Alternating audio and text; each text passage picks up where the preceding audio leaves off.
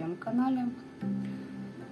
Сегодня у нас расклад на следующую тему. Какой бумеранг получает ваш недоброжелатель, который у вас проходил для кого-то свекровью, для кого-то родной матерью, для кого-то теткой, которая забирала ваши ресурсы, забирала ваши способности.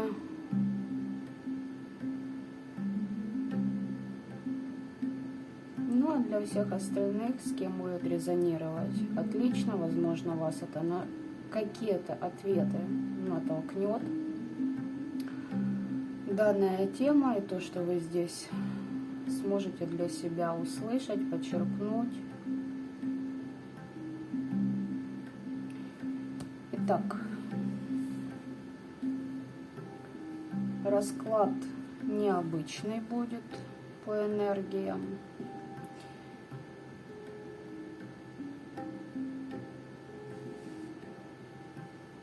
И будет он на один вариант.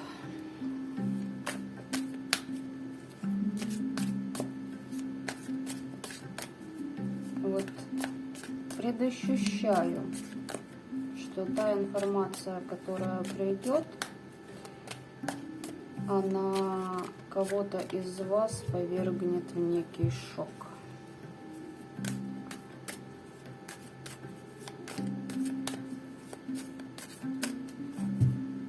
Так, карты я подготавливала заранее, и тем не менее. Тем не менее, все же я их перетасую, потому что буду попеременно использовать одну и вторую колоду. Пока я их подготавливаю, ребят, то, о чем я сегодня буду говорить, я также описываю в своей лекции «Энергию рода» по вот таким вот персонажам. Ну и, собственно говоря, как не стать таким человеком. И еще много чего. В плейлисте лекций можете найти информацию для себя.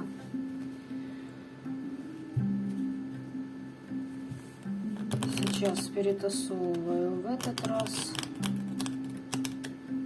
Вы знаете, этот человек очень долго скрывал свое истинное отношение, свои деяния по отношению к вам, но время этого вышло. Но здесь не то, чтобы вышел срок магии, нет. Здесь вышел запас определенный у данного персонажа по возможностям влияния на вас. Более сие будет недоступно, и не только этому человеку, которого вы загадаете. Итак, мальчики и девочки, давайте-ка с чего мы начнем? Начнем мы с того, что вы должны знать, что вам уже доступно из ранее скрытого. Вот то, что вы должны узнать для себя по поводу того, что делал этот человек на вас. Забирал вашу фортуну, забирал ваших фамильяров, на перекрестке работал, крутил вашу удачу на себя. Этот человек хотел получить незаслуженный успех, то есть то, что ему никогда в этом воплощении от слова совсем принадлежать не должно было. Какие-то неожиданные сюрпризы, неожиданные повышения, повороты судьбы, где его вывозят на более лучший вариант сюжета судьбы. Это принадлежало вам, но не ему. У вас должны были быть вот такие благоприятные моменты. Этот человек переключил это все на себя.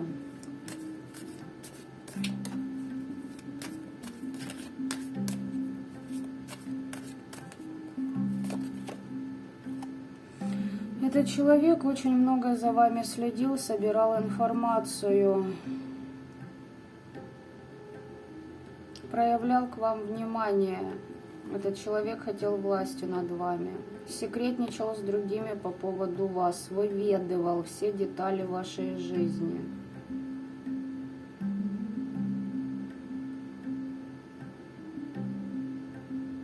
На данный период этот человек потерял бдительность и осмотрительность, заигрался.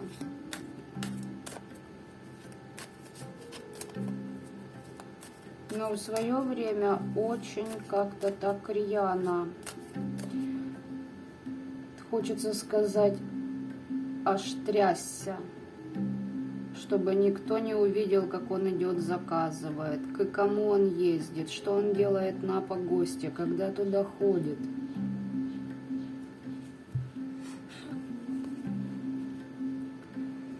Данный человек не хотел, чтобы вы узнали истину. Этот человек двуличный, вероломный. По отношению к вам именно так и поступал. В глаза улыбался, за вашей спиной точил нож. Даже топор.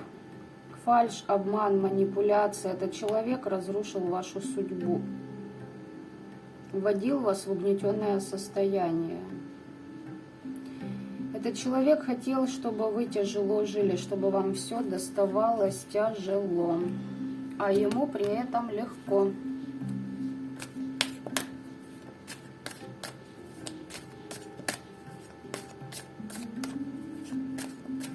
Здесь переклад своей... Знаете, вот у меня такое ощущение, что в один прекрасный момент этот персонаж узнал, как ему будет тяжело житься. Что вот, он должен отрабатывать за что-то. И тут попадаетесь вы, и он такой: да нет, я не буду, пусть лучше вот этот человек возьмет мою недолю, а я на себя его долю заберу.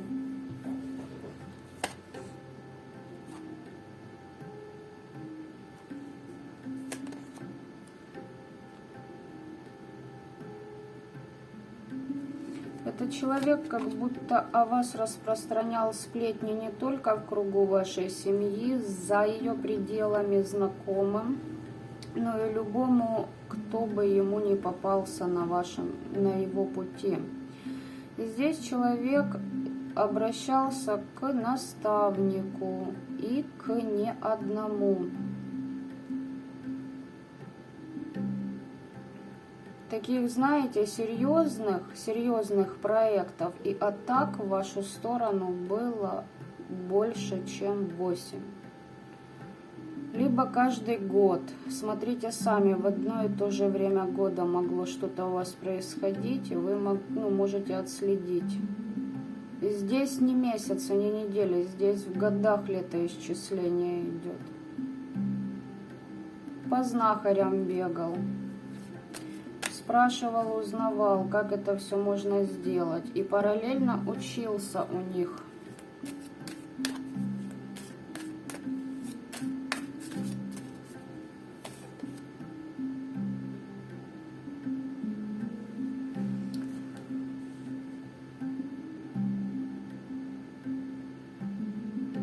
Этот человек хотел казаться услужливым вам. Мог какие-то... делать вам одолжение в кавычках, замылить глаза. Создает впечатление, что он ответственный и порядочный, хотя это ваши качества. Ему эти качества не присущи от слова совсем. Особенно, что касаемо его дома, семьи, родни, до вашего появления в родовой ветке этого человека, там родовая карма тяжелая. Отработать этот человек должен был что-то отработать, а он сказал: нет, меня не устраивает этот подарок и такое наследство. Материальщина очень важна для человека. Привязан к своим вещам. Обращение к миру мертвых было. Для того, чтобы у него было лучшее наследство из рода. Этот человек В свое время, я хочу вам сказать так, идет мне прям картинка, бегал, узнавал, спрашивал, как из родовой ветки поднять тот пласт душ, которые выведут на более лучшую сюжетную линию судьбы в этом воплощении. Ему сказали: на-ка выкуси-ка, дружище. Тут появляетесь вы, он видит, он побежал, продиагностировал вас и такой: джекпот. Я сейчас буду красть судьбу вот этой, вот этого. Сворую, короче говоря, то, что принадлежать вообще не должно было. У этой души были другие задачи в этом воплощении. Этот человек завидовал, это давно длится, я еще раз повторю, это долгая ситуация в вашей жизни. Здесь были подклады в ваш дом. Награды ваши себе забирал. Понимаете, вы для этого человека как некое совершенство, он никогда этого не признает. И из-за этого очень большая зависть. У него никогда не было неожиданных продвижений. Этот человек никогда не мог завершить начатые дела, когда появились вы в родовой ветке. То ли, если это ваша мать, тетка, когда вы родились, этот человек был в курсе. Если это ваша свекровь, тут все понятно, как бы, да?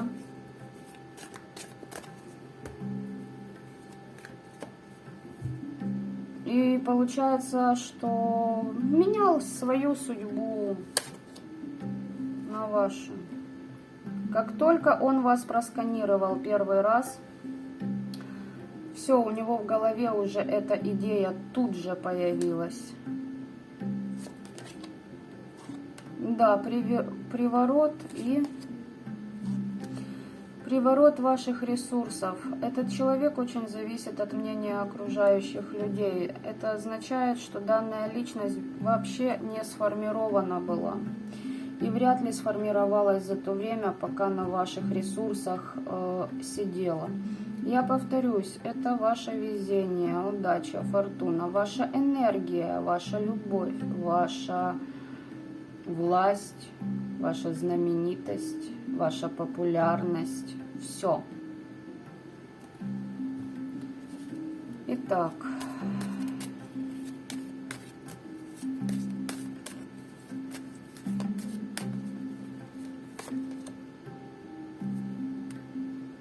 Этот человек хотел переехать, либо повышение получить по должности. Но здесь знаете как?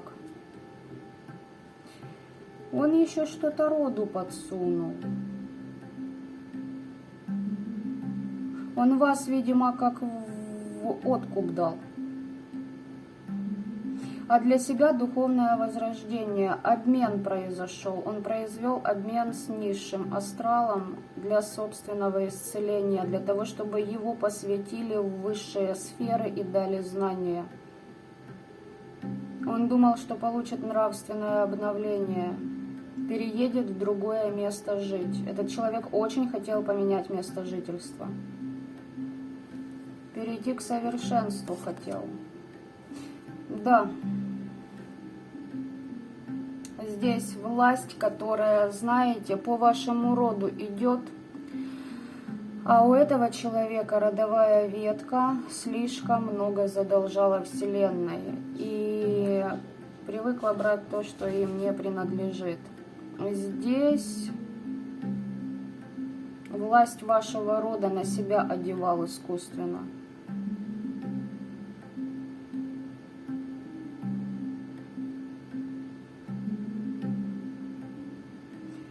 И здесь было подношение вашей души определенным богам. Но знаете, что этот человек не рассчитал?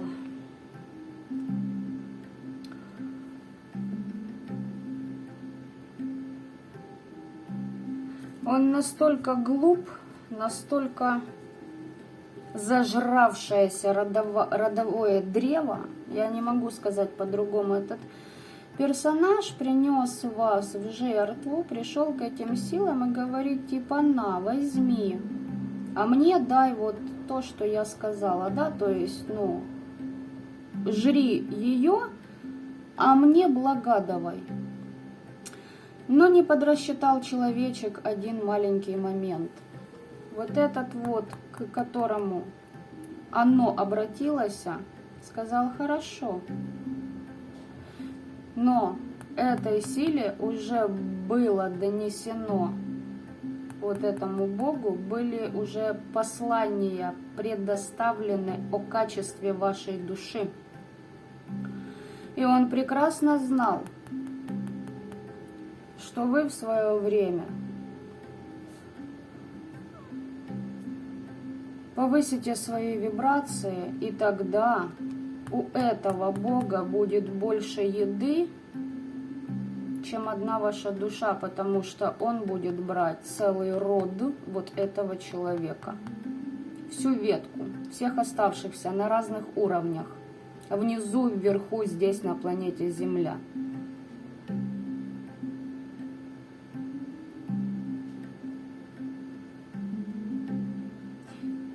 Он говорит, я знал, что она не остановится. На это были большие ставки у меня и у тех, кто мне служит.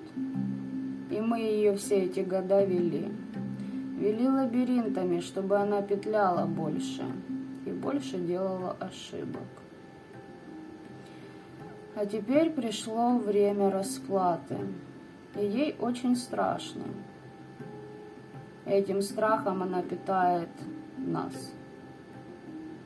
А за ней мы будем брать остальных, кого посчитаем нужным. Все зависит от того, насколько хватит ее души в проработках на низшем астрале.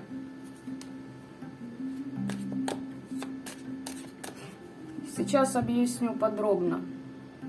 Ваш недоброжелатель уходит в мир иной, у него остаются те же дети, те же родственники. Душа будет проходить определенные трансформации. Но перед тем, как пройти эти трансформации, эта душа будет отрабатывать.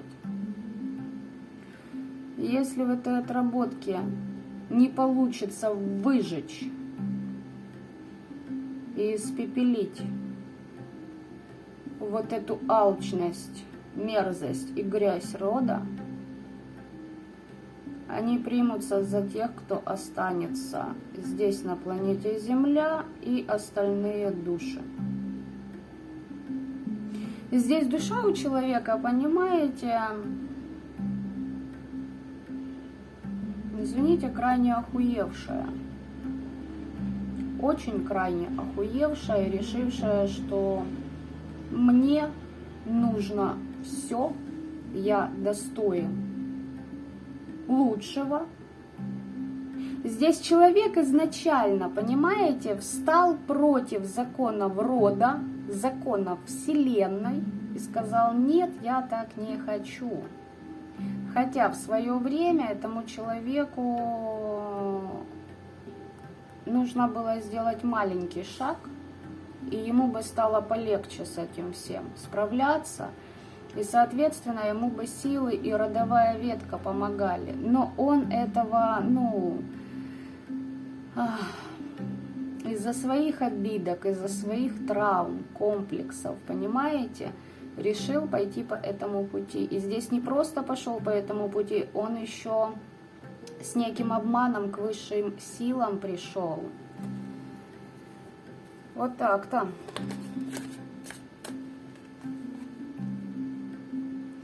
Этот человек ставил вас как щит перед собой, чтобы на вас летела вся гадость родовая, что положено отработать ему, а он был под защитами. Ваши защиты снимал. Здесь проклятие на все ваше благополучие, причем то благополучие, которое не исчисляется во временных рамках одной жизни.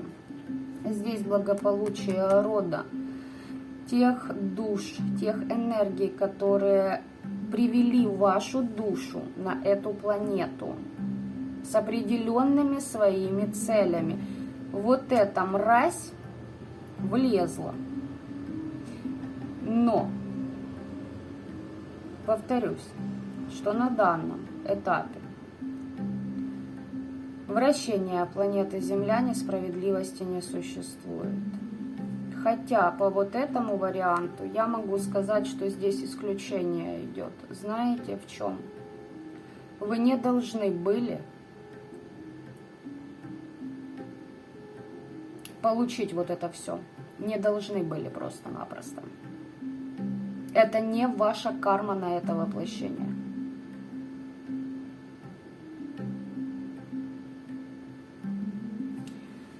Думаю, здесь все понятно.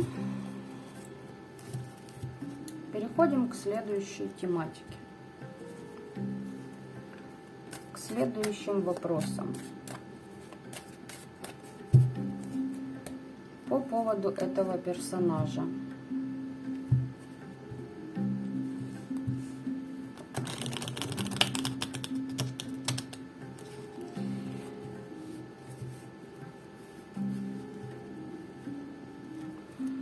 Сейчас мы посмотрим, как этот человек разогнался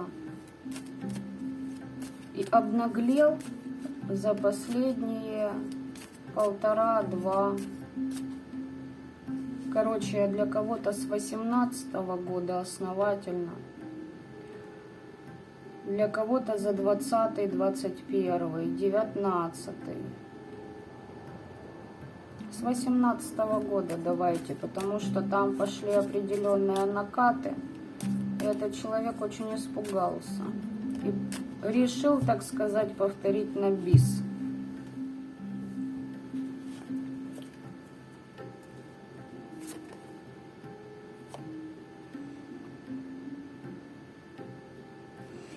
Опять выпадает, что этот человек хотел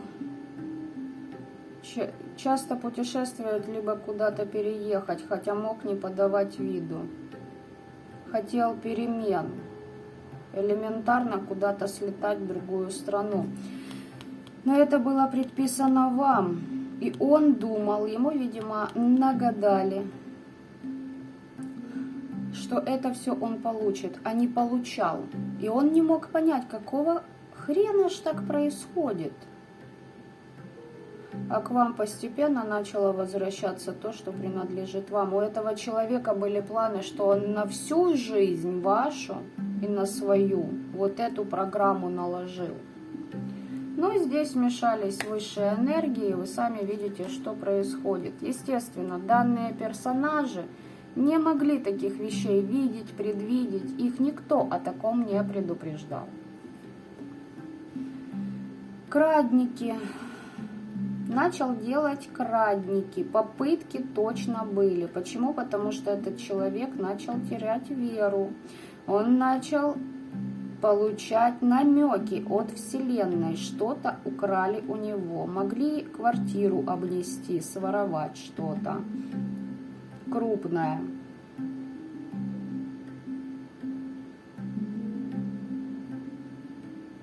Этот человек понял, что какая-то его затея и план могут провалиться.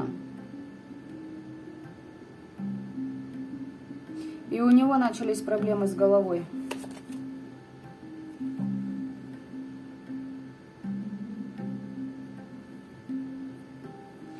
Человек хотел праздников, хотел, чтобы ему, этой женщине, муж, сын, дети, вся остальная родня прям поклонялись и любили его. Что робко себя перед ним вели, вежливо.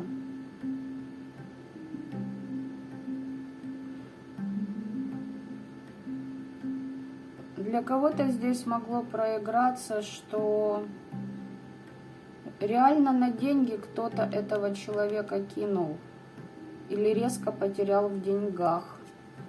И все эти праздники прикрылись. Этот человек, так как он воровал ваш ресурс, ваш дар, у него дар видения схлопнулся, потому как вы его вернули себе.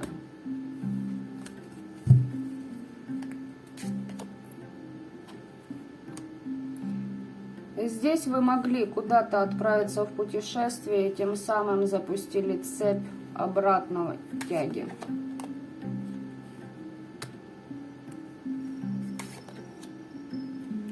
Этот человек потерпел предательство, на него была совершена серьезная энергетическая и магическая атака. Его предал кто-то из семьи.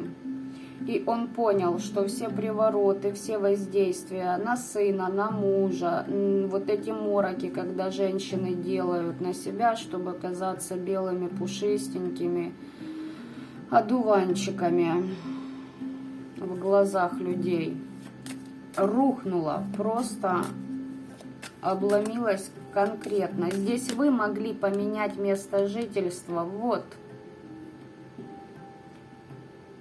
А так как были подклады в ваш дом, в вашу квартиру, соответственно, вы запустили энергии свои. Да, здесь человек потерял свои некие полномочия, мог слететь с пьедестала по работе, в семье, в уважении, среди семьи либо коллектива. Здесь от мужчины пошел удар, может, сын отказался деньги давать, либо мужчина предал. Но для этого человека деньги превыше всего. Все остальное потом. Он потерял управление над ситуацией. И знаете, этот человек уже настолько... Ну, здесь, короче, персонажиха, которая натянула на себя корону и решила, что у нее есть улан, и она вершит закон вселенский. И тут случилась такая интересная штучка, при которой эта вся иллюзия, вот эти розовые очки просто улетели. Стеклами вовнутрь, разумеется. Ей бы задуматься в этот момент. Но нет. А знаете почему? Потому что она поняла, что рушится ее замысел. Но она осталась уверенной в том, что она с вас содрала, уже ваша жизнь вся под откос пойдет, сколько бы вы там ни жили, а для нее только в рост будет.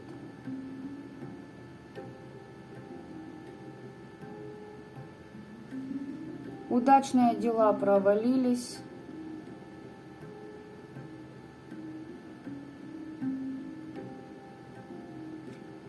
И здесь этот человек понял, что есть некая сила, которую он не может покорить. Эта сила ему не принадлежит, и его не слушаются. Время вышло. И этот человек начал проявлять предприимчивость в сотрудничестве с миром мертвых. Он не принял намеки Вселенной, что ему нужно отступить, посидеть в одиночестве, подумать, проявить бдительность. Нет, он ломанулся на погост. Его уже начали как бы изгонять из какой-то семьи, коллектива. Пошло изгнание. Я не исключу, что пошло изгнание из рода постепенно, включилось. Да, смотрите, карты вот выпали, я их так и выложу, как они выпали. Здесь кто-то открыл глаза и перестал сострадальчески относиться к этому человеку. Вот кто-то увидел, что оно из себя на самом деле представляет. Время вышло, и очень сильно поменялись энергии планеты, это во-первых. Во-вторых, вы запустили энергию.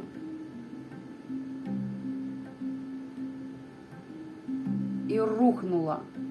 Рухнули вот эти вот воздушные замки. То есть этот человек, муж мог увидеть в истинном свете эту женщину.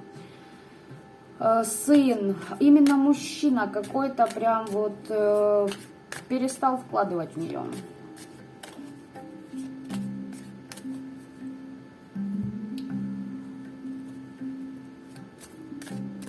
И что же она дальше решила делать?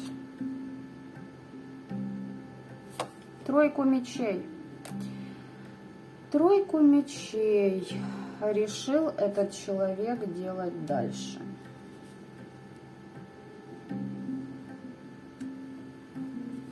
Разбивать сердце этого мужчины, насколько я понимаю, до тех пор, пока она его не прогнет под себя. Она решила устранить эту проблему, знаете, каким методом? Методом выбивания души, ее поглощения темными. И мне срано, сын ты мне, муж ты мне, брат, сват, ты должен ползать у меня в ногах, у меня власть. Вот истинные мысли этого человека.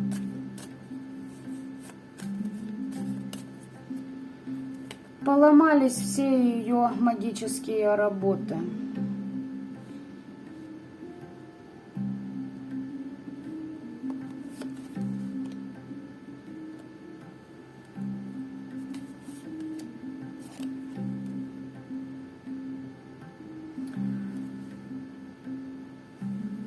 Здесь кто-то третий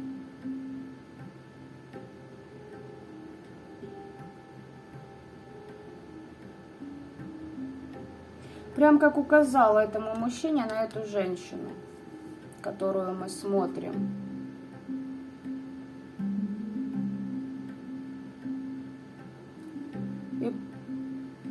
И прям увел этого мужчину из... Но понимаете здесь как? Этой женщине не важен мужчина, кем бы он ни являлся. Ну то есть там сын, либо муж. Вот этой бабце, на которую я сейчас смотрю, ей было срано на этого мужчину. Она потеряла в деньгах, вот что для нее было основным. Понимаете? Если это ее сын, и он там, как он посчитал, встретил свою любовь, для некоторых проиграется, ребят, что действительно, если вы, это не ваш бывший и свекровь, а ваш настоящий мужчина, то есть вы состоите в браке, он осознает вообще, то есть вот эти все нюансы, кто есть кто, то здесь это именно вы проигрываете, что вы прям указали вот эти все детали, моменты и нюансы. Но здесь эта женщина этому своему сыну разбивала сердце на протяжении всей жизни, лишь бы манипулировать и иметь власть над ним. Вот такой еще может проиграться момент. И она решила делать отвороты и разбивать этот союз. Если, допустим, это свекровь ваша, уже бывшая, бывший муж, тут он встречает какую-то красавицу, и эта баба решила, что она так же, как и вас, выбьет эту. Но не совсем сталося, як гадалося, потому что эта бабца наткнулась на такую же стерлядь, как она. Вот и все. И пошла войнушка между двумя. Она же решила, что вас так выперла, ваш ресурс хапнула, а тут наткнулась на такую же, как она, которая притворяется пупковой королевой, которая притворяется порядочной, верной. А за спиной эта барышня-то дала просраться этой мамоньке. Еще и хорошо дала просраться. Это может также у женщины это отыграться на работе, что какая-то женщина ее лишила статуса. Пожалуйста, под свою ситуацию, надеюсь, у вас интуиция работает на ура. А я верю, что у тех, кто сидит на моем канале, кроме нескольких персонажей, о которых я здесь сейчас говорю, разумеется, все остальные осознанные. Здесь встретились две надменные курицы.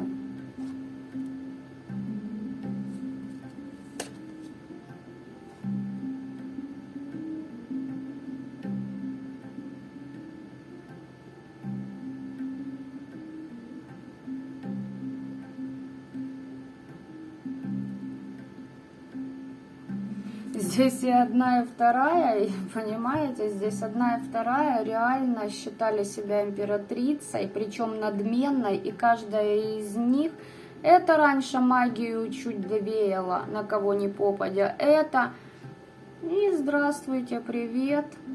Каждая из них считала, что удача должна быть на ее стороне.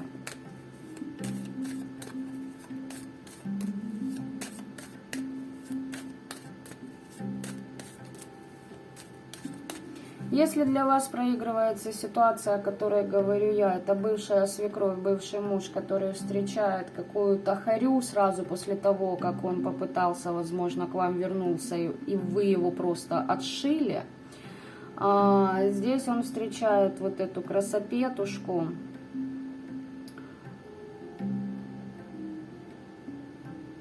то я вам хочу сказать, что на данном этапе именно вот эта женщина сделала не вашими руками, а брат вот этой мамаши. Она ей сделала насмерть, и работа легла. Для кого это важно? А вас услышали высшие силы. Что получается? Это тянет этого мужика. Женщина вновь прибывшая, давайте пока так это назовем. Она тянет этого мужика из дому, забирает его деньги, которые шли к этой мамаше. Мамаша злится и начинает с вас подтягивать еще ресурс, а вы только начали возвращать себе свое. Надеюсь, всем понятна цепь преемственности.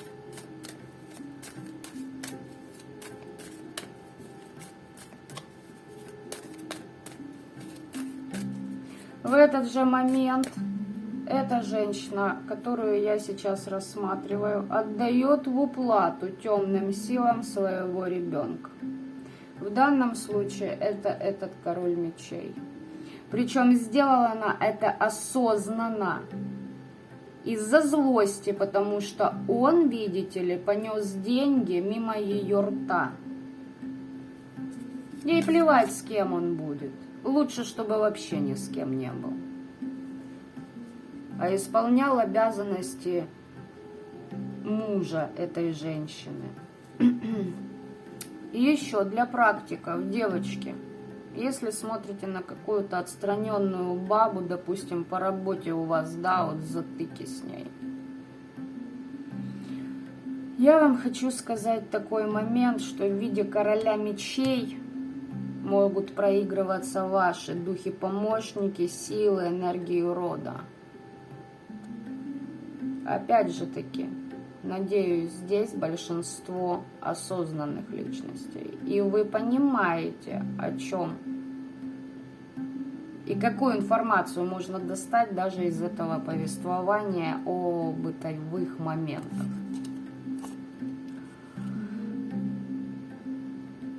Эта женщина, вот это все, вот этого мужчину по дьяволу увела.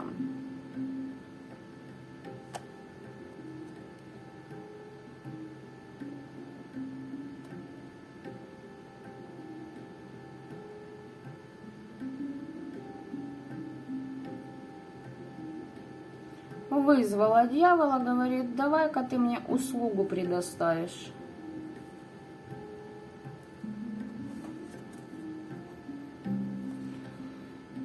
Я, значит, тут побеждать хочу, развитие для себя хочу.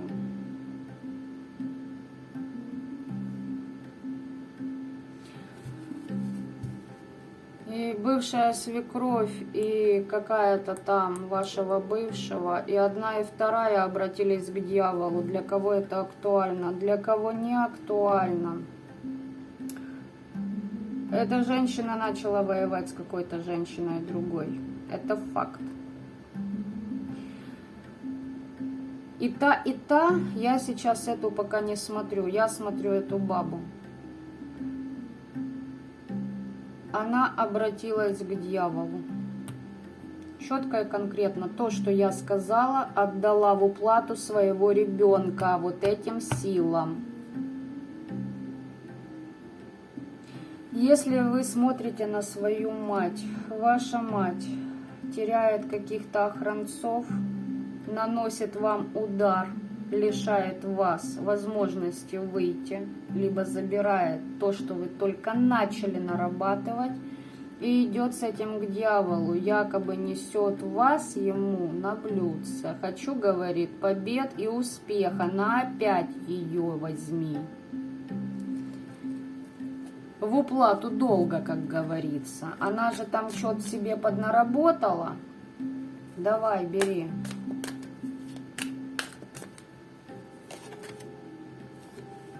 Да, здесь вас принесли в жертву. Договора новые были заключены. Здесь, кто смотрит на свою мать, здесь мать реально принесла просто вас на откуп. Все, душа как разменная монета. И все для того, чтобы пали враги, пали те люди, которые вам помогли увидеть, что вот эта женщина, ваша свекровь, либо ваша мать, короче, все увидели, кто она есть. Ей это явно не понравилось, что упали эти завесы, и сейчас все увидят, что она есть на самом деле. Она решила, что таким образом за счет вашей души, души своего ребенка, все ее враги падут, и она одержит опять власть. Вот в чем ее занесло.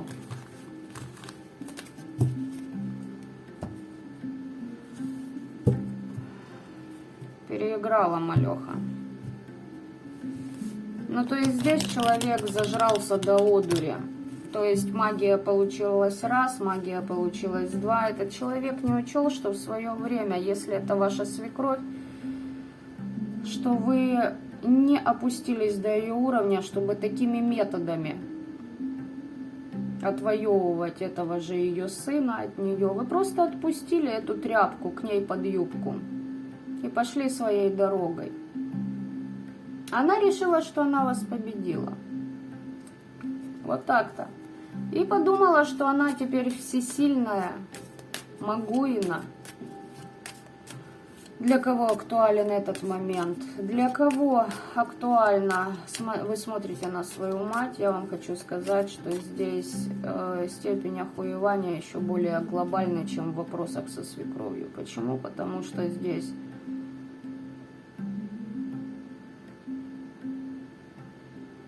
заведомо знала, четко шла на это, что вы отдаетесь в откуп, как мясо.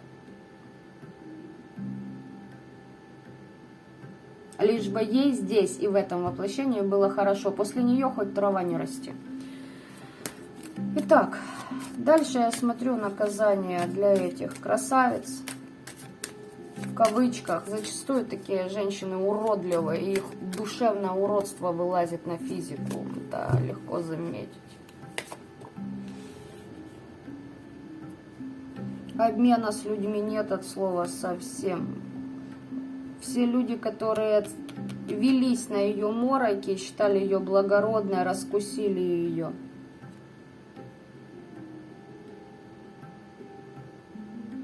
Здесь могла в коммерции, в договорах потерю получить.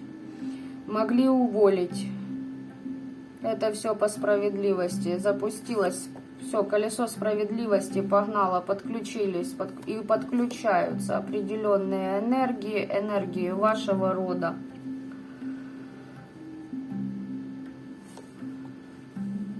Обнуляют человеку абсолютно всю его жизнь, обнуляют здоровье, обнуляют все. То есть на момент того, как вы появились в роду этого человека, либо вас родили, либо вы пришли в этот род, да, для кого актуально на свекрух. На вот таких вот, тоже у которых фляга засвистела, блядь. Извиняюсь. Здесь человек до вашего появления мог снять с себя, реально мог. А теперь его откидывают на несколько воплощений назад по долгам. Он не расхлебается, ну, может, за несколько миллионов лет в определенных слоях. энергетических, он вот там и будет барахтаться и отрабатывать. Тут еще до следующего воплощения теперь дослужиться надо. Точнее, знаете как. Там душу будут просто терзать. Будут просто терзать. Она долго не выдержит. Она продаст любого и весь свой род. Тогда родовая ветка отказывается, снимают с поезда всех ныне живущих. Прям вот как косой выкосят напрочь. Это может случиться, вот души таких людей, они очень сыкливые. Это может случиться даже до 40 дней смерти. Вот умирает вот такая мамаша, и за ней следом вот все, кто там ей помогали, все, кто ее поддерживали, распространяли сплетни и тому подобное. Цепная реакция, прям как косой, так фух, и нет никого. Вот эта душа продаст любого и всю родовую ветку, лишь бы спастись. Она превратится в демона. Но я вам хочу сказать так, ей покажется этой душе, что она что-то выиграет, и потом начнется самое забавное для этой души. Но я сейчас не хочу говорить об уроках реинкарнации, как все это там проходит уже на других сферах. Здесь, конечно, род именно проверит на вшивость эту барышню просто на ура. И если она сделает это, родовая эта ветка полностью, ну, то есть энергии рода, которые там еще с благостью. Если это ваша свекровь, у вас с вашим бывшим есть ребенок, ставка идет на вашу родовую ветку, всех скашивают. Для кого это родная мать, с учетом того, что ей летит, я делаю выводы, что вы подняли свои вибрации. Ваши дети уже, если вы женщина, принадлежат и еще к одному роду вашего мужа, да, с которым у вас общий ребенок, то есть плюс прорабатываете свой род. Короче говоря, опять-таки, давайте я не буду вникать в эти все моменты. Ставки будут делаться родовыми системами на тех, которые выводят род. Они тупо из него хлещут в свое рыло, запихивают, блядь, уничтожая судьбы, семьи, психику своих же внуков, своих детей. Многие просто не понимают, что такое род. Истребляли же поколение за поколением эти знания. Но незнание законов не освобождает от ответственности, тем более в наше время, век технологий и самообразования. Здесь человеку отрава. Кстати, здесь интоксикация организма идет. Возможно, человек бухающий, причем на нычку, скрывает это ото всех. Здесь вот то, что человек забирал, брал кредит, не отдавал, он сейчас он помойная яма, на него скидывают все болезни, всю ересь, всю дрянь, которую он делал еще, все какие-то моменты, знаете, вот грязные, с других людей. Причем там очень долго объяснять, как все это может отыгрываться даже от людей, которые не принадлежат к роду. Допустим, вот она сделала программу в свое время, к вам притянулся человек какой-то недоброкачественный, сделал вам западло, вы отпустили эту ситуацию, вот эта баба одевает карму на себя и вот этого человека, который притянулся. Понимаете, то есть мы все взаимосвязаны, ребята. Как бы нам не хотелось в это не верить. Но вот так вот. Вот это все теперь полностью. То есть я не знаю, скольких тут родов она одевает на себя вот эту всю карму. Здесь просто, знаете, такая бегущая строка над головой вот этой женщины на данном этапе в пространстве. Ее рот вот так отошел. И надпись «Сливная яма». Кому не лень, милости просим. Отдаем просто на убой. Ой, прощения может прибежать просить. Урода может сейчас просит. И хотя я не думаю, что здесь. Она просто чуть сыканулась и просить у каких-то сил может прощения. Лицемерит опять перед силами, лицемерит. Силы это все видят. Да, все это видят силы. То есть, знаете, здесь человек такой, покаялся, херак его шандарахнула отработкой, он такой разозлился, блядь, у меня же здесь, я же власть, я же сама власть и справедливость, опять на кладбище, потом в храм, на кладбище, к мусульманству, потом мы еще к христианству, к язычеству. Девочки, о которых я вот здесь сейчас вещаю, вы помойное ведро для каждого эгрегора. Вы, блядь, допрыгались. Вы понятия не имеете, кого вы пытаетесь, извините меня, наебать. Энергии, которые многие до изначала Земли живут здесь. Это вы в гостях у них, понимаете? И вы их наебываете. Ради чего? Ради бабла? Ради бумажек? Зачастую большинство из вас не знает, что такое денежный поток. Большинство из вас не в курсе, что это за энергия. Ее просто превратили в эти бумажки. Вы деграднутые, блядь, я не знаю насколько. Вас опустят вот туда в недра. И как вас долго будут полоскать вашу душу. И мои слова, которые вы слышите сейчас здесь, вы будете вот там вспоминать. Поверьте мне.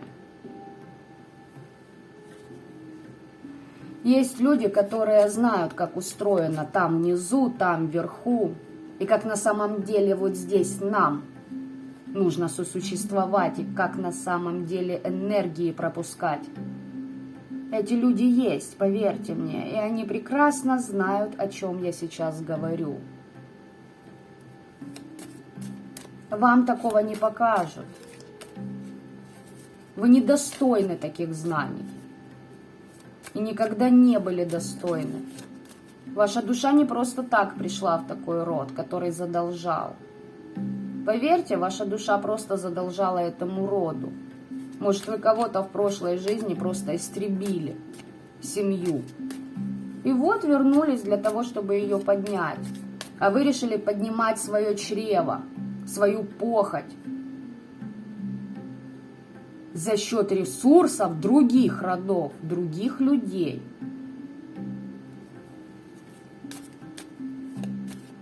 Удивительно. А потом, ой-ой-ой, это меня сглазили. Да тебя и глазить не надо, ты сама себе палач.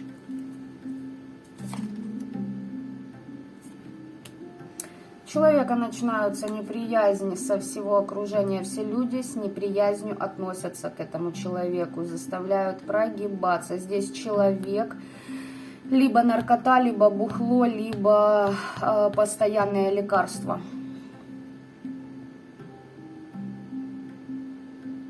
Слишком много насыщался человек по жизни, не думая о последствиях. Любая его инициатива подавляется мнением окружающих об этом человеке.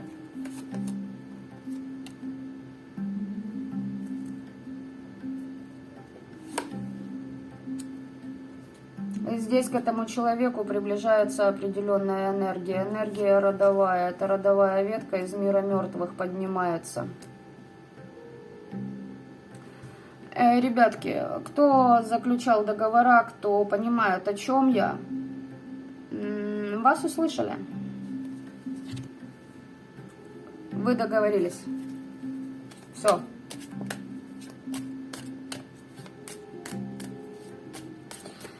Знаете что? Здесь энергия рода какая идет. Они пока отвлекают вот эту клушу, просто отвлекают, мусолят ей глаза.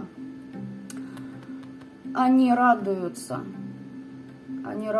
тому, что наконец-то истинное благо, истинный свет, вот светочнее идет, для рода появился в вашем лице. Они вас очень любят. Они очень рады, что ваша душа пришла в их родовую ветку, что вы проснулись, что вы проработали себя, что вы не стали вот таким же человеком, как вот это вот. Это не женщина, блядь, это даже не создание, я не знаю уже, что это дыра просто. Там уже столько сущей живет, копорсается внутри. Вы благо и удача для этого рода. Ваша чистосердечность очень огромную роль играет.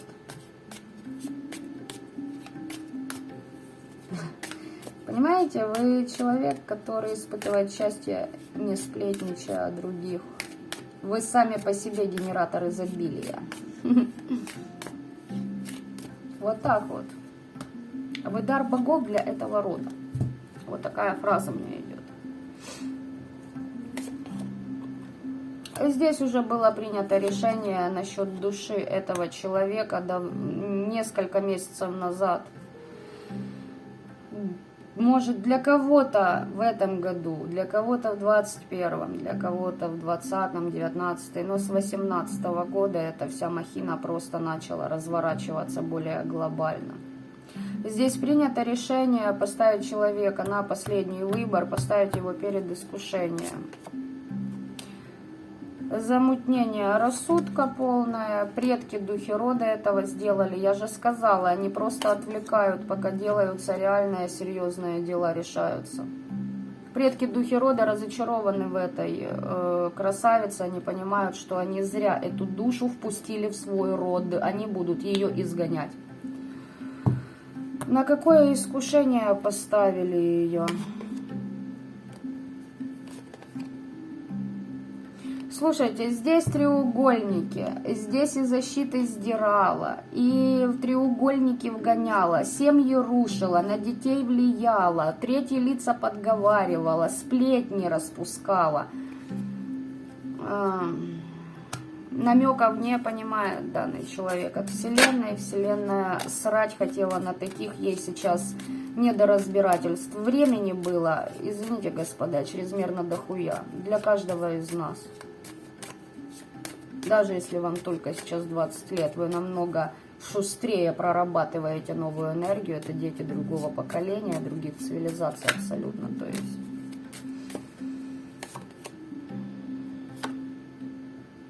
подарков премий хотела опять. Опять хотела подарков премий, уже к ангелам побежала, к высшим силам. Говорит, давайте, должны, хочу я.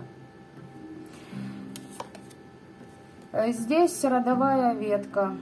Поставим на искушение вот эту вот красавицу, красопыжиху. Не знаю, что слово такое идет. Красопыжиха. Пока она вот там вот отвлечена, вам были даны ключи для перехода. Для перехода в вашу силу. Здесь пошли какие-то изобретения. Пришли новые охранцы, вы начали какое-то дело, вы куда-то съездили, отправились, возможно, на место силы определенное. Именно ваше место силы из прошлых воплощений вас туда потянуло. Вам просто дали зазор на то, чтобы вы набрали оборотов.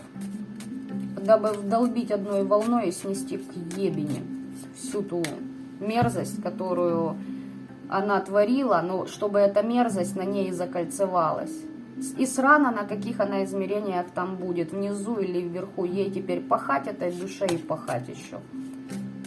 Даже до следующего воплощения. А там пройдет ли она какие-то уроки, очистится ли это дело уже, знаете как, 777-е.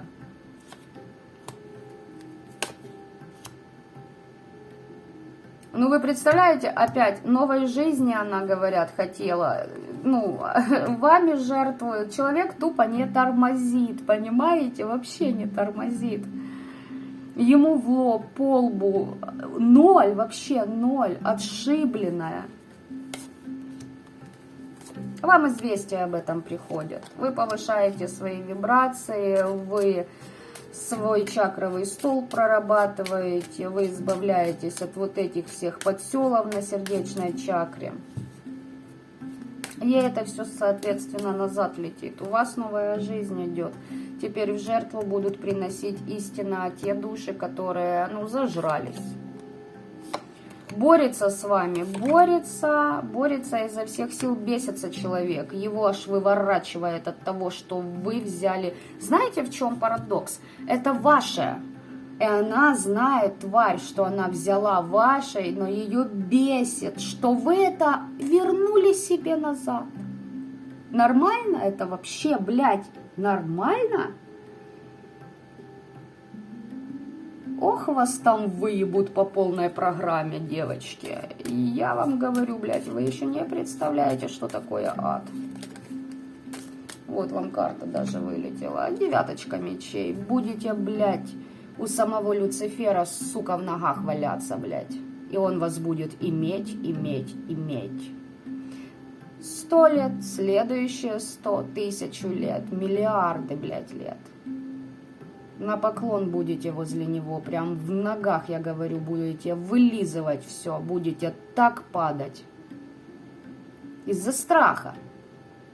Из-за страха. Потому что есть чего бояться. Но вы же не знаете, кто он. Ну вот, будете знакомиться. Вас ожидает смерть. Для начала умрет все, что вам дорого. Деньги, статус, власть, знакомство. Вы потеряете машины, дома, квартиры. Вы потеряете все. Если посчитают, что это слишком долго для вас, вам намекали, вы не поняли, значит смерть в прямом смысле слова. Таким, как вы, уже не место на этой планете. Для тех, кто не в курсе, переход 3D закрылся в июне. Он схлопнулся. И к 3 волнам сентября планета 3D будет напрочь. Она уже разрушена. Это только уже остались одни руины. Вот к 3 волнам сентября энергетическим, о которых я сообщала в своем предыдущем ролике на главном канале, уже и пыль осядет. Никто вас нигде жалеть не будет, никто вас не будет понимать. Для вас уготована отдельный казанчик волшебства, давайте я вам так скажу, потому что вы здесь немножечко попутали рамсы. И на таком уровне, что, ну, я отдам кого угодно, да, темным силам, лишь бы получить свое. Знаете, милые мои, не каждый темный маг обладает, ну, настолько вот. Это отдельная категория вообще людей, которые являются с данной миссией на эту планету. Господа, ну ёб вашу мать, вы чё? Вы себя кем возомнили? Вы посмотрите, какое у вас детство было. Да здесь же налицо угнетенные, блядь, личности с детскими вот этими травмами, непроработанными комплексами. Это ж все оттуда. Вы просто нелюбимы никем были. И так и не научились себя любить. Сами себя любить и уважать вы не научились. Вы это начинали требовать от своих партнеров, поняли, что как-то не заладилось, и начинаете это уже брать через темные энергии, через силы. Побежали теперь по храмам. К кому? Не задавались вопросом. К кому вы бежите? Те, кто обращаются, лично мои недоброжелатели, тут зависает уже бывшая моего бывшего. Ты решила покорить меня мусульманским эгрегором? Я тебя огорчу. Я с ним знакома. И не только с ним. Мечетесь, как вши. И это только начало. Это только начало. Вы слишком многим поднасрали. Вот бывшая превращается в вот такую вот. Ну, ей не дадут, она не превратится там. По возрасту тик-так, время уже подходит к завершению тоже. Ой, ребята, у вас здесь идет и защита рода, и определенные энергии, силы. Здесь боги, работа с богами, с энергиями, о которых я здесь не буду говорить. Вы понимаете, о чем я. Если кто не понимает, вы только с богами нарабатываете. Окей, все равно здесь предки рода за вами стоит, здесь хранительница рода. Она вам передает, что наказания будут получать все недоброжелатели ваши, без исключения. Те, кто не желают проходить трансформацию, у всех голова с плеч полетит. Начиная, знаете, с лайт-версии помешательства. Точнее, я не так скажу. Лайт-версия, здесь наркотическая зависимость. Здесь тупо на наркотиках люди. Наркоманы. Потом алкоголики. Давайте так, алкоголики, наркоманы. Потом уже шиза. Ну, то есть все, кукушка кукарекать начинает по полной программе. Хорошо, если попадут в больницу, слягут, и там вот и будут, блядь, играть в Бонапарта, как бы, пока не сдохнут. Или пока их не перестанут кормить ввиду сложной экономической ситуации в стране. В общем, не знаю, но здесь вот именно такое, здесь влияние на голову человека просто полным ходом идет. Человек деградирует. Здесь высшие силы просто, я же говорю, на путь деградации откинули этого человека, и вот это вам передают. Вот эту карту я отложу, меня она очень интересует. Здесь такая энергия, я вообще не думала произносить это имя, значит, туда бегали. Ну, поговорим, не вопрос. Мне интересно, что передаст эта энергия. Здесь уже не знали, к кому обращаться, да? Их же вон сколько. Бафомет, Люцифер, князь тьмы, да? Добегались, блядь. Скрытый умысел у этих людей по отношению... Короче, кто выгоден, тот наш. Буду притворяться, что я вот целую песок, по которому этот человек ходил, лишь бы на мне моя корона была, лишь бы я получала все, что я хочу от жизни.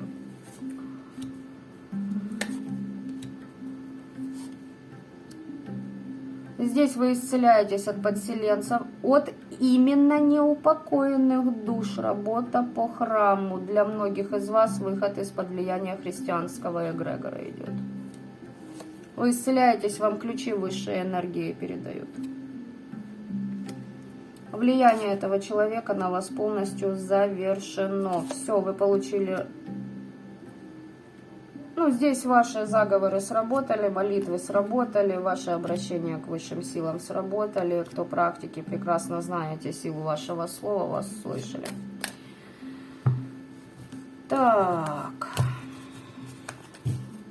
Расклад приобретает довольно-таки интересные обороты.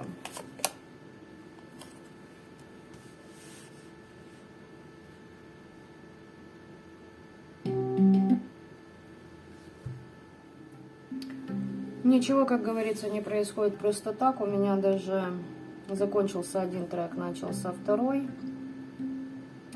Дозволение есть, мы будем сейчас общаться с этой энергией.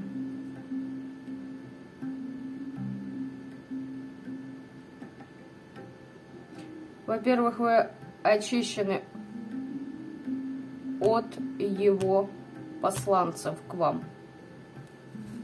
Во-первых. Во-вторых, много есть скрытого, чего вы не знаете. Для практиков актуален еще тот вопрос, что вы будете узнавать, как все устроено там внизу.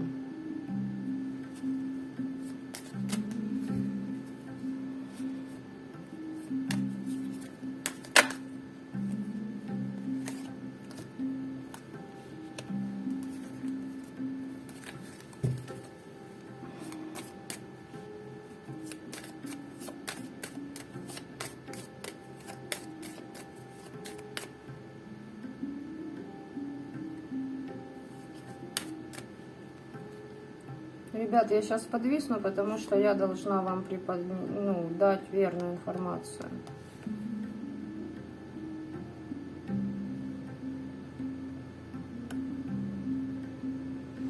Так, первый поток, давайте так скажу. Что он вам передает?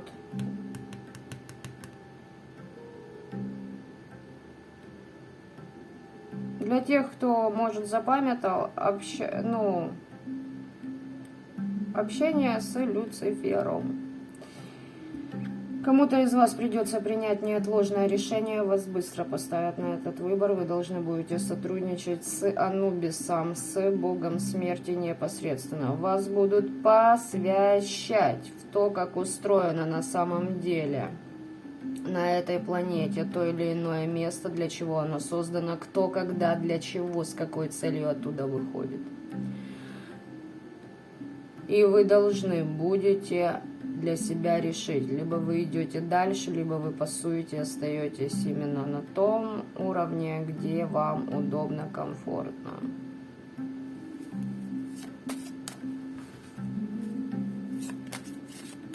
Здесь принятие вашего пути. Вы должны проработать свои страхи.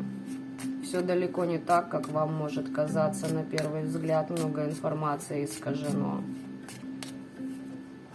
Это делалось специально, дабы каждое поколение последующее деградировало еще больше. Когда ты просила помощи, ты на самом деле не представлял, какая большая сила и огромная стоит за тобой, потому что ты до конца не знал, от тебя это было скрыто.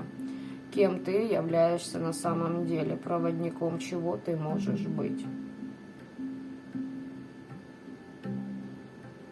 Вы сами выбрали себе данное воплощение, где должны были преодолеть все уроки на зависимость и освободить свой разум в первую очередь, избавиться от клише, проработать родовую ветку и избавить души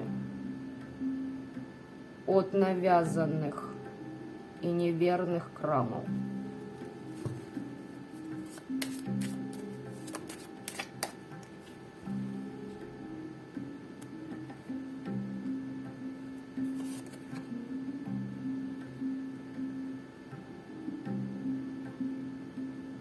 Вас давайте скажу по Таро, к Анубису будет вести кто-то из вашего рода. Ваша душа уже приведена к темному вот этому главному. Называйте как хотите, для каждого из вас он будет выступать сразу в одной роли, потом в другой, в третьей. Вы будете изучать, как все устроено на самом деле. Из рода мужчина, либо по линии мужчин.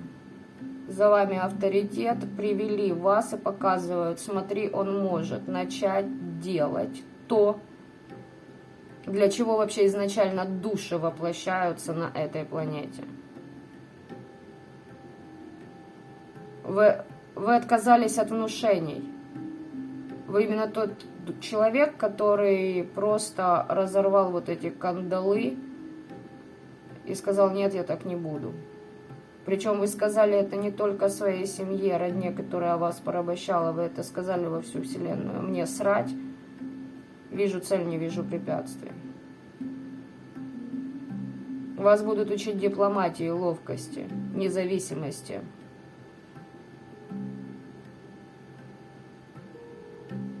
Вас научат изворотливости. Вам много чего дадут темные. Но это если вы захотите это брать, если вы готовы, и там будет, поверьте мне, что не день, то урок.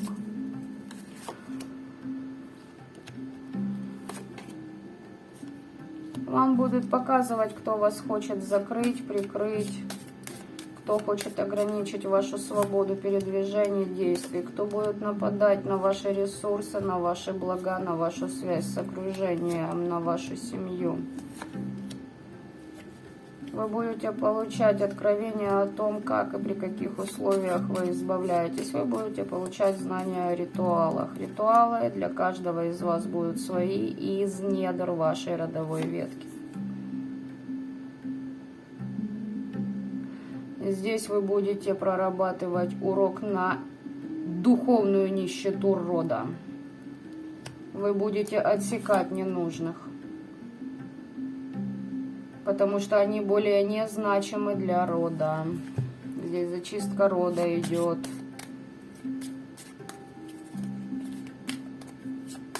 Вам очень много энергии будет помогать.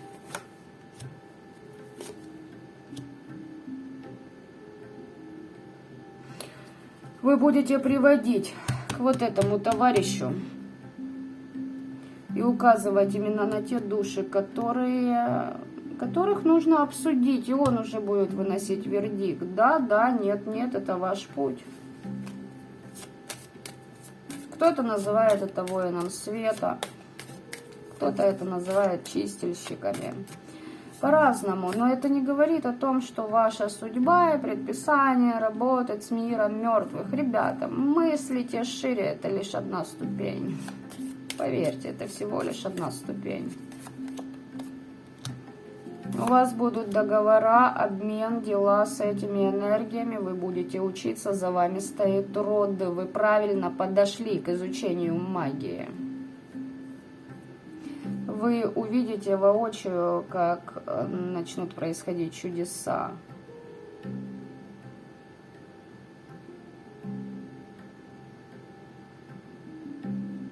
Здесь тесный обмен. Можно дальше долго говорить. Меня интересует вот это вот.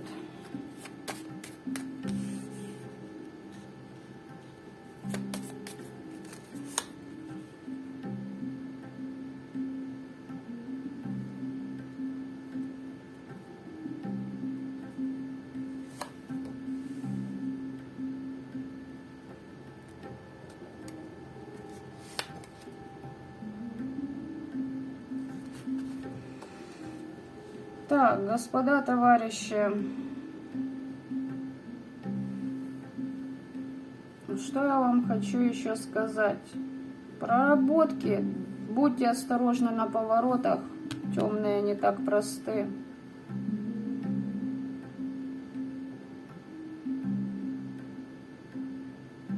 Вы когда-то обманулись в своих ожиданиях.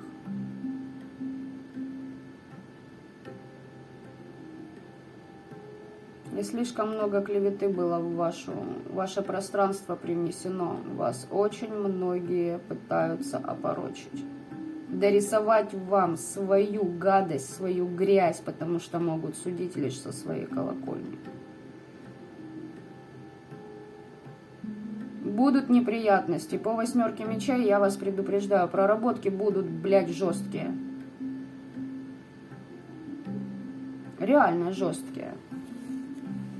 В некоторых случаях здесь проработка на страх. Знаете, что я вам хочу сказать? Будет такая ситуация, когда вы можете на несколько часов попасть в момент, когда идет на грани жизни и смерти. Преодолевайте свой страх, тут же отступает все. Это зачистка идет. Да, здесь, они жестко чистят. Плюс идет проработка ваших комплексов, страхов, и это буквально за считанные часы, минуты, даже секунды. То есть я вам скажу по секрету, да, как говорится всему свету, решение жить или умирать от страха выбирает душа за доли секунды. Проверено лично мной в этом июне. Поэтому, что здесь сказать?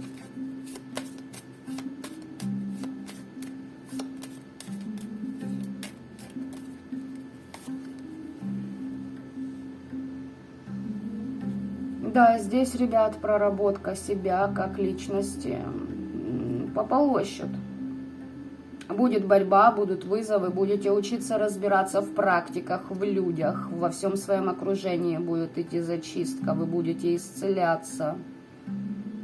Кризисные ситуации будут, это скрыто, об этом не говорят. Но, я повторюсь, у каждого из нас, из вас свое представление о том, что такое магия и как должно идти обучение, что я получу. Вот идите и верьте. Немного не так все устроено, и это нормально. Это правильно. Потому что прежде чем что-то вам дать, вас будут и чистить, и проверять одновременно.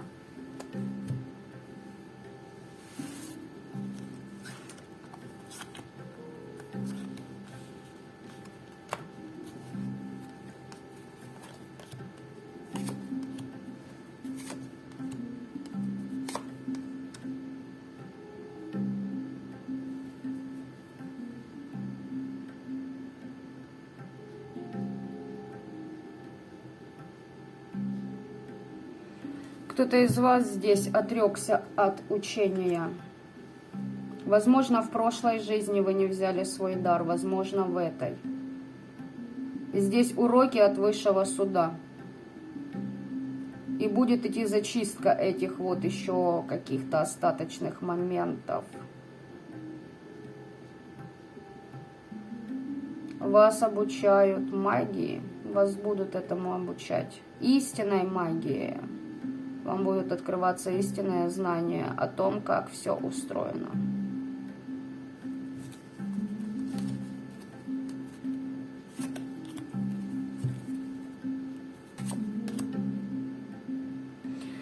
Будут ставить палки в колеса, будут делать подлости для того, чтобы вы на этом пути обучения сделали неверный шаг. Следите за своими порывами.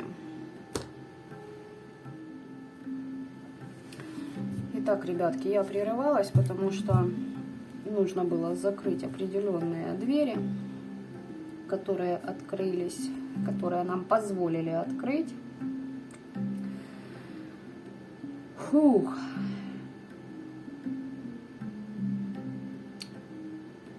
Каждый расклад все веселее и веселее, но мне нравится такой момент. Почему? Потому что пришло время многим узнавать то, что ранее было сокрыто. Фух.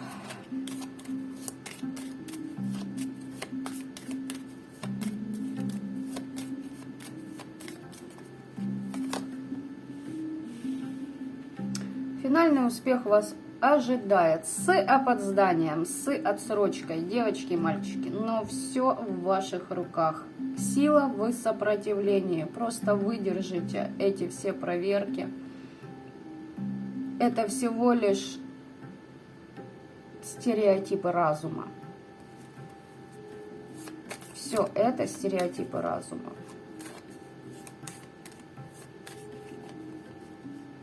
Будут пытаться сделать все возможное, лишь бы вы остановились.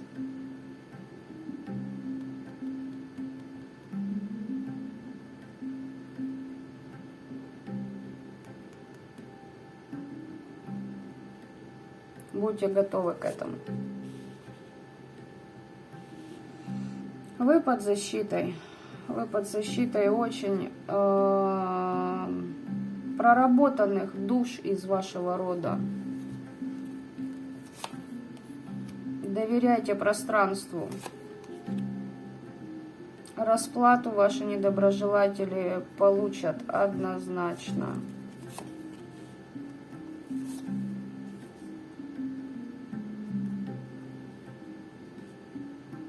Будете проходить уроки на материальные зацепки, сразу говорю. Вы будете вычищаться в нуля. Вас готовят к новым вибрациям этой планеты.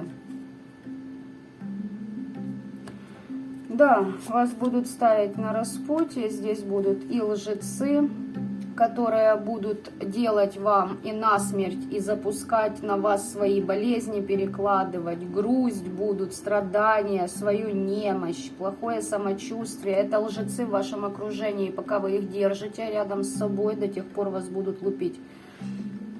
Чем больше дано, тем больше спрос. Помним об этом правиле. Можете стать узником, если с этой силой столкнетесь. Можете стать узником, не пройти проверку на вшивость по зацепкам на бабло, на вот эти фантики. Станете узником. В магии дороги открыты, будете получать подсказки.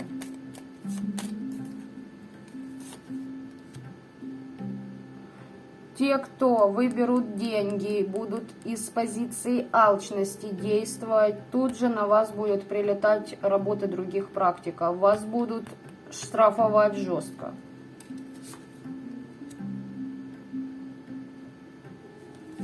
Попытаетесь с себя снять, воспользоваться услугами практика, который по кодексу. Обманным путем будете идти, я вам не завидую.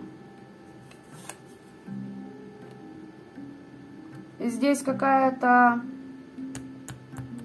женщина, которая будет видеть вас насквозь. Это для тех, кто зациклится на бабле.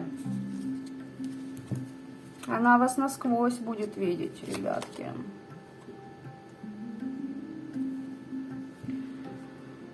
Будете выгонять лжецов из своего пространства, будете приобретать силы, как маг-практик, ведьма, будете получать обереги защиты.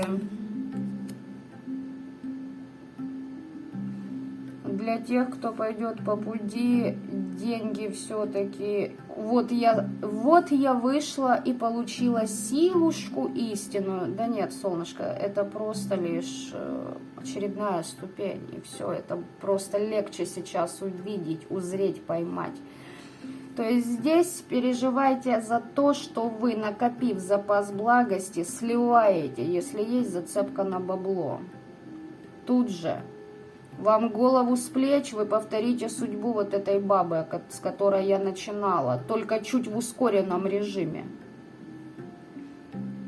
Здесь, если попытаетесь бороться с этой женщиной, которая вас видит насквозь, обманывать, подцеплять к ней крадники и тому подобное, она вас все равно победит. Даже не думайте, что вы кого-то умнее, потому что вы там вышли на сотрудничество с определенными энергиями. Вы знать не знаете, какая энергия стоит за ней. И если она сотрудничает с ним же, то у нее наработочек побольше будет, чем у вас. Помните об этом, что есть всегда тот, кто сильнее вас, и у кого тоже есть кодекс. И у кого-то будут санкции на то, чтобы вас снести. То есть добро пожаловать в 5D, особенно для практиков. Большее дано, больше и спрос. Помните об этом всегда. Да, здесь человеку захочется всех даров судьбы, видите ли, я тут покоритель дьявола. Ага.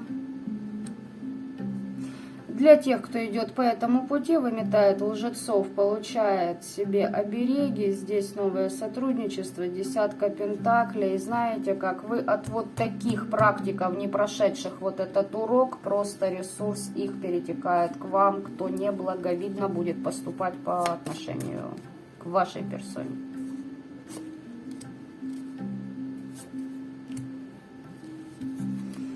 Тут можете связаться не с тем, с кем надо, а здесь у людей могут быть ненужные траты. Получите отомщение, а вот эта вот категория, вы в итоге выйдете на плоды своих результатов и ожиданий. Будьте бдительны и осторожны на поворотах. Так. Совет вам. Изучайте, господа, товарищи, изучайте, сотрудничайте, работайте по кодексу, в конце концов. Новое сотрудничество с высшими энергиями вас ожидают. К вам притянутся люди, подобные вам. Это однозначно. Помните о том, что мир дуален. Нет черного-белого, есть и те, и другие, а мы всего лишь между ними находимся.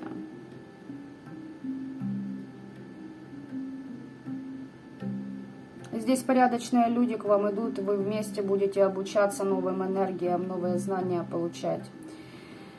И в плане темных, в плане светлых новые энергии к вам приходят, к ваше пространство. Будет смятение, будете переживать, будут еще шоры падать, иллюзии будут уходить, могу вам сразу сказать, девочки и мальчики.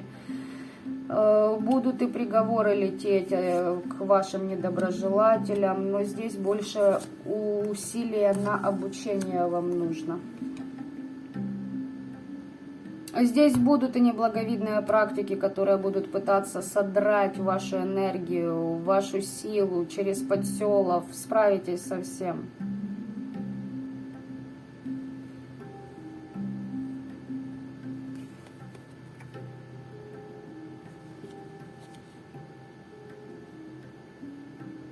Будете переживать что-то где-то, возможно, я не так сделал, где-то можете допускать ошибки, но вот эти люди вам помогут их решить. Но вот эти люди, учтите, эти отношения будут строиться по одному кодексу. Совести, чести, добропорядочности, открытости. Здесь проработка по сердечной чакре будет «мама, не горюй». Ожидайте. Все у вас получится, вы начинаете новую веху, хочется мне сказать, ребят. Приятные у вас будут сотрудничество.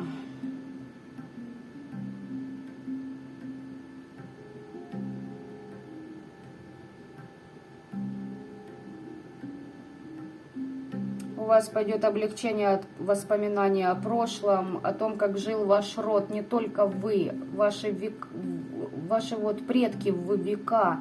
Вы будете освобождать родовую ветку, будете трудиться, работать, изучать и учиться узнавать этот мир. У кого-то новое дело, кто-то откроет в себе какие-то таланты, ребят. Здесь вот такой вот расклад сегодня. Расклад удивительный, интересный. Так что у каждого из нас есть право выбора. Всегда вам выбирать. Старайтесь жить по кодексу и поверьте, у вас не будет никаких страхов. Ни перед какой силой, ни перед какой энергией. Потому что вы будете знать, что бояться вам нечего. Всем добра этого мира. Пока-пока.